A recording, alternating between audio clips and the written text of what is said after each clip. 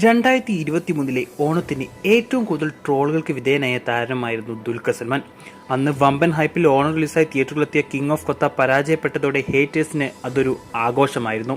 ഇപ്പോൾ ഇതാ 2 വർഷത്തിന് ശേഷം അതേ ഓണം സീസണിൽ മലയാള സിനിമയുടെ അഭിമാനമായിരിക്കുകയാണ് ദുൽഖർ സൽമാൻ. ഇന്ന് ഇന്ത്യൻ സിനിമയിലെയും സോഷ്യൽ മീഡിയയിലെ പ്രധാന ചർച്ചാ വിഷയമാണ് ദുൽഖർ. അതിന് കാരണം മറ്റൊന്നുമല്ല, ദുൽഖർ സൽമാൻ നിർമ്മിച്ച ലോക എന്ന സൂപ്പർ ഹീറോ ചിത്രത്തിന് ആഗോളതലത്തിൽ ലഭിച്ച പ്രേക്ഷക സ്വീകാര്യത തന്നെ.